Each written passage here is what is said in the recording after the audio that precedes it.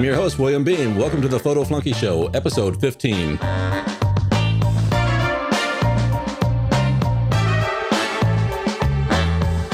Today's topic, we're going to talk about a walkthrough of assignment photography.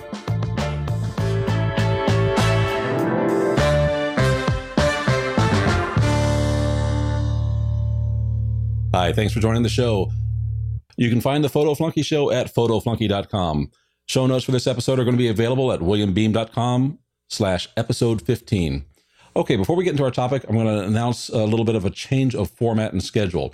We're going to be moving from 3 short episodes per week to once a week, but probably a little bit longer, about 20 minutes or so.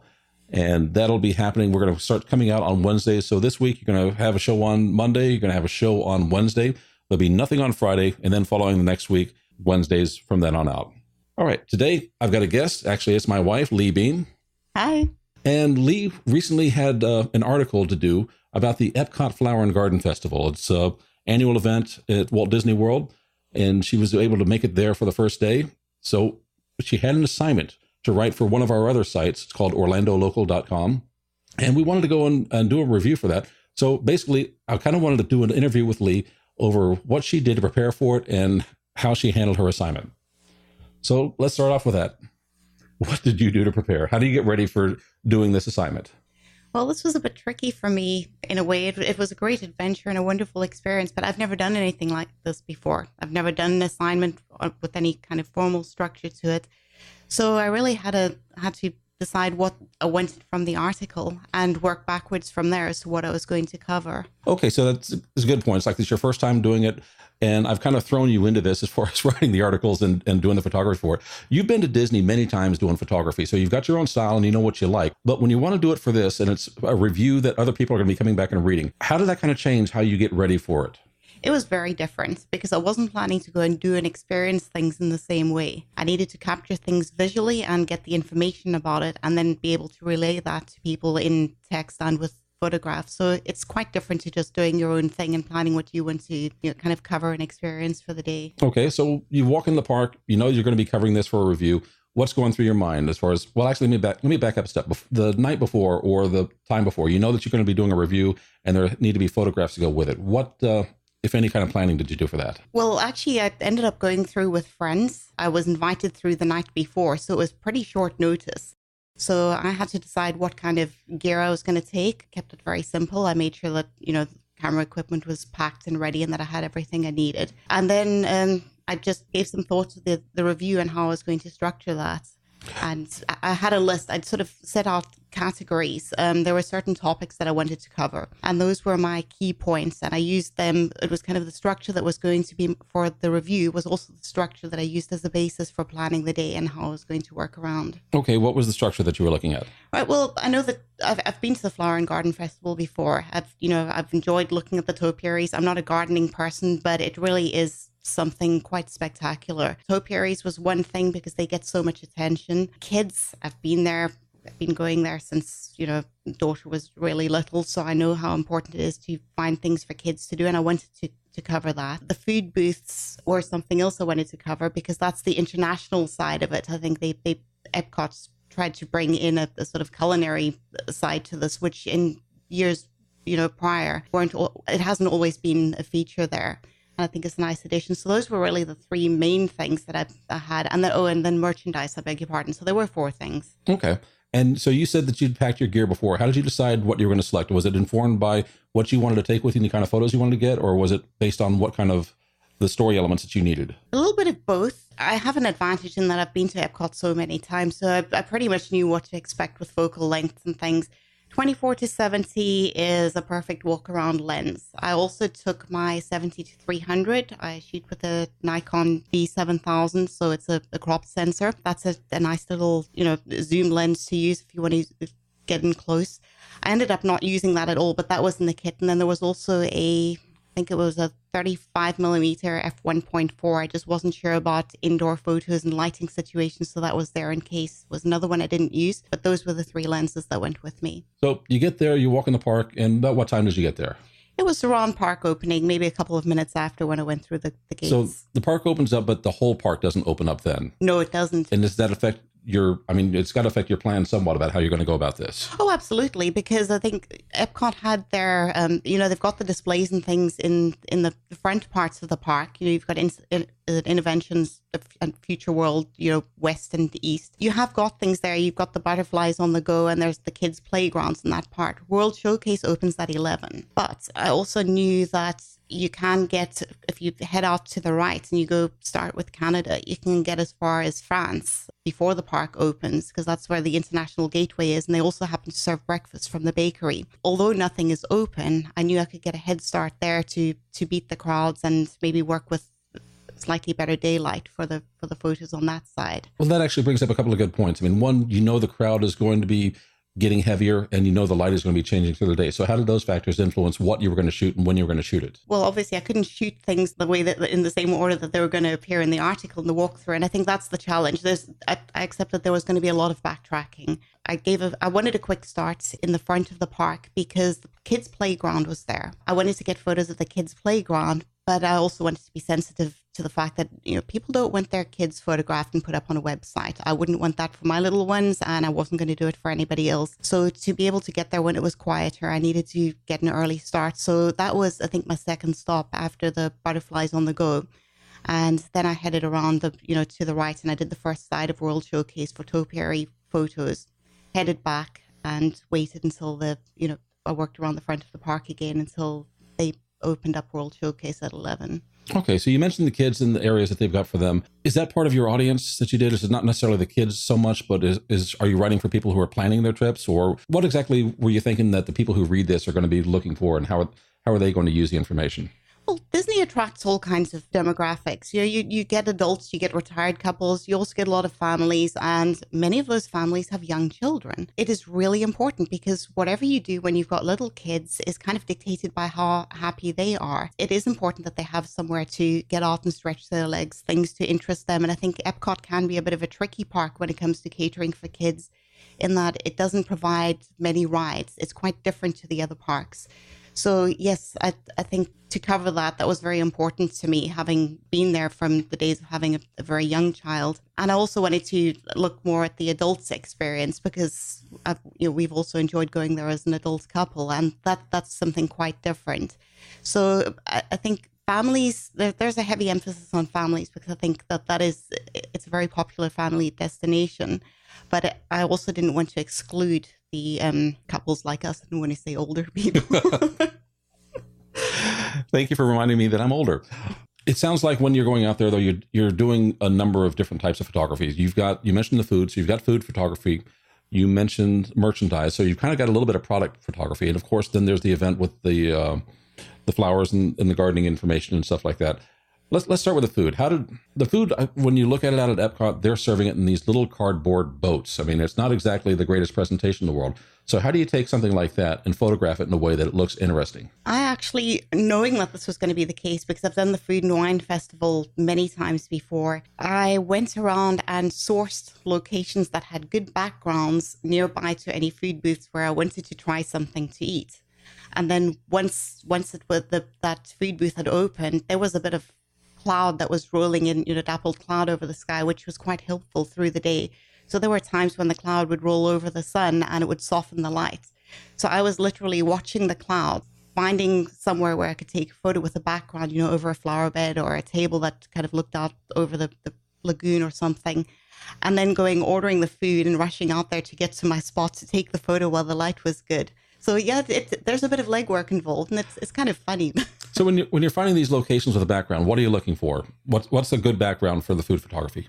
Well, I didn't want the focus to be on the background. I wanted the focus to be on the food. So I was going to be opening up quite wide for that. I knew I was going to be shooting at 2.8 with the lens that I had, or something close to that. So you wanted that blurry background? So I wanted the blurry background because I wanted the focus to be on the food. But food, maybe not so much if you're going for desserts or cocktails or things. But if you're going for a real meal, which has got meat and potatoes, the colors aren't exactly vibrant. For something like that, I was looking for flowers or, something with some bright color behind. And that's exactly what happened. I think when I went through to the smokehouse, I got the hash with the brisket burnt ends. And I found a colorful flower bed, which I'd spotted before, and then I had to work my way around and wait for people to move before I could position the food over there and get my shots. Okay, so this is something else that I always wondered about, because I've not really gone out to an event to do food photography like that, but you've got shots of more than one kind of food. So did you go out and buy all this stuff, or did you bother people to just take photos of their food? Well, I was tempted to ask people if I could take photos of their food, because everyone just seemed so friendly there that day. But no, I didn't do that. I did buy the food that I was going to photograph.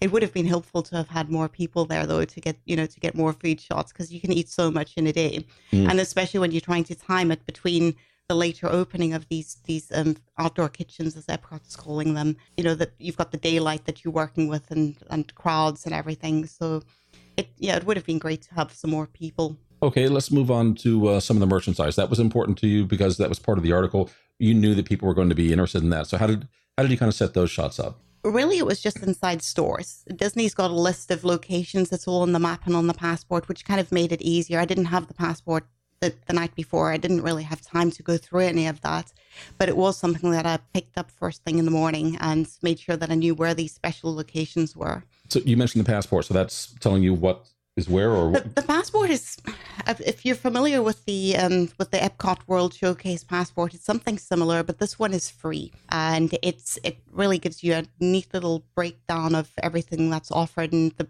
approximate locations. It's all text. There's no pictures or graphics or anything in there, and it's a good companion to the map if you need the map to to find your way around or to see where things are. But if you know the park, you could probably skip the map and just use the passport. Okay, so when you talked about shooting in the stores, they've got a few different ones. So some of them have got some window light that come in, and some of them are just really like that big, was it mouse gears? Is that the big one? Yeah. So did you choose based upon what lighting they had, or did you just kind of go where the products were? No, I went where the products were, because I figured people want to see the products. I wanted to see the products. I really was genuinely interested to see what was out there. It's been a while since I was at a Flower and Garden Festival. I wasn't there last year, and there have been some changes. I went into mouse gear first. I had a quick walk around. The lighting, as you say, is very tricky in there. They didn't have very much, if anything, really, that was Flower and Garden Festival specific. So I decided to skip it and focus on the places that were specializing in the event merchandise.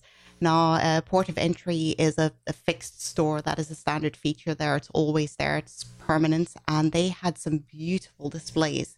There is some window light in there. You're always going to have the challenge of you have to use the light that's available to you. I didn't take a flash. I didn't, take any big bulky stuff to lug around with me. And sometimes you just have to roll with it. Now, as far as the event itself, I mean, there are displays. You mentioned the topiaries. There's a large display of flowers on some of the banks.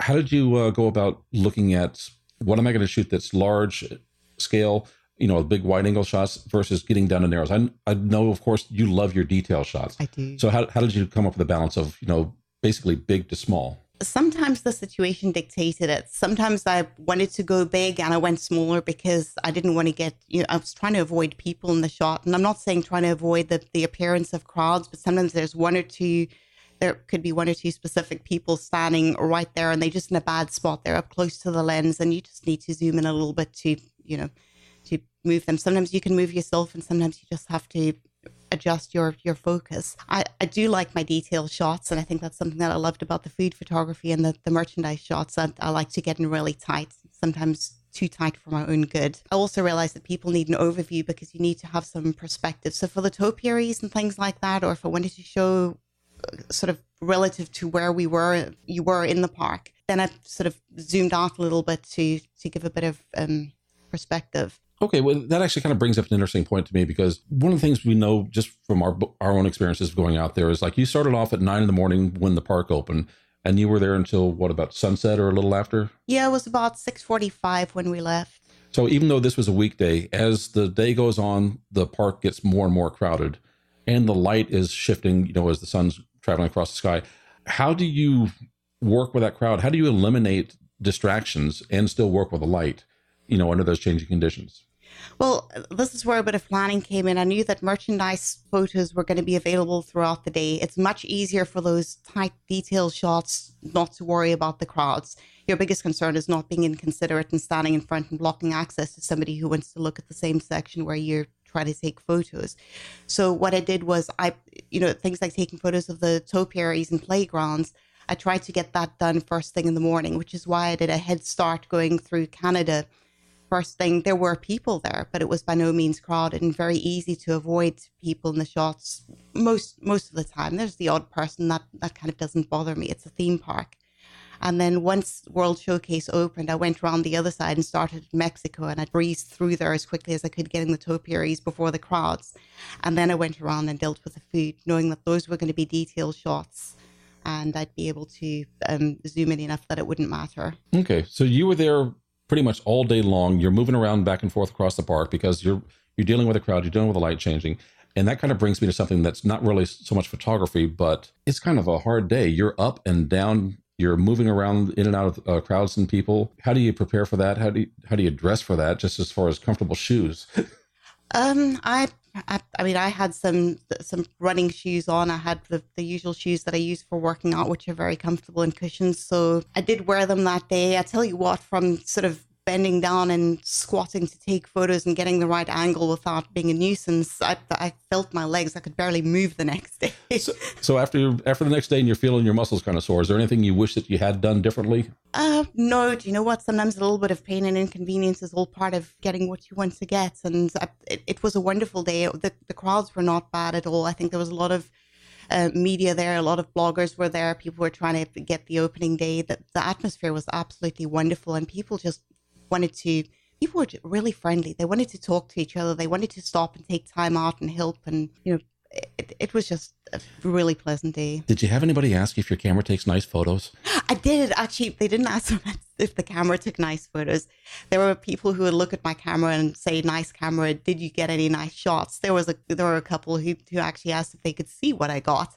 And they were quite fascinated rolling through it. I mean, you know what it's like. Sometimes you snap off 20 of the same thing before you get what you want. For non-photographers, it can be a bit of a difficult thing to explain. Maybe people who take selfies understand that, because I believe there's a similar approach to selfies, but I don't do that stuff. So.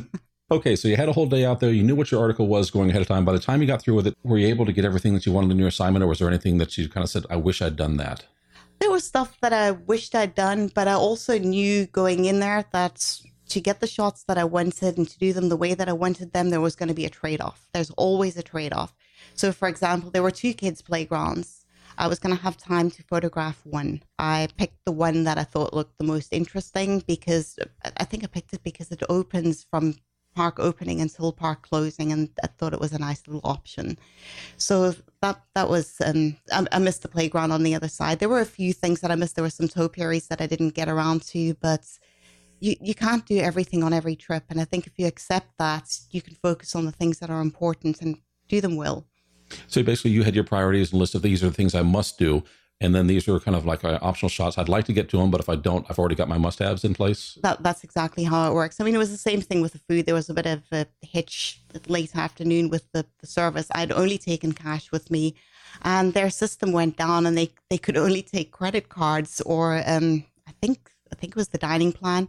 And I don't know how long this lasted, but I checked a few times, and an hour later there was still an issue with it. And I decided, these things happen. Just left it. I would have liked to have got more food shots, but by that stage the light was starting to fade, so getting a good photo of food after sunset is a little bit more difficult because you've lost the daylight that's coming down, which is so pretty. Okay, so now this was your first basically assignment for an article going out to shoot, and we've talked about doing more. It's like, do you want to do any more? Or is it fulfilling and is it rewarding, or is it something you come back and say, is this my type of photography, or maybe not so much? Actually, it was wonderful. I absolutely loved it. And yes, I'm looking forward to doing more. I'm a hobby photographer. I take photos because I love taking photos. To me, that's the greatest reward. I see myself as a photographer because I have a camera and I take photos. I have no desire to put any labels on what I do other than to say that I do this for the love of it. And I think the great thing for me doing this is because it was covering different types of photography, it wasn't limiting, but it also gave me a chance to try out things that I might like. I mean, I'm quite enjoying the food photography. It's shown me that I've got a lot to learn. And I like that because there's a challenge. Will I go into food photography eventually? Who knows? Possibly not. But it's something that's fun and exciting. And to me, any challenge brings opportunities to learn and to grow. And I love that. That sounds great. Thank you so much.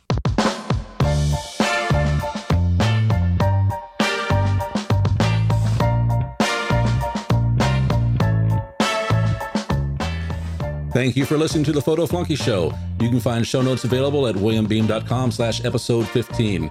Also, there's a transcript for free out there. And you just heard the voice of the nice lady who types those up for you. You can go to subscribe on iTunes or Stitcher Radio. Just go to photoflunky.com and you'll find the links right there. Don't forget, we're going to be moving from 3 episodes per week to a weekly show. So this week, Monday and Wednesday, and then following the Wednesday only with a little bit more length, probably about 20 minutes or so. I'm William Beem. Thank you very much. We appreciate you listening. And if you get a chance, go to iTunes, give us a rating and review. We'd love to have your feedback. Take care.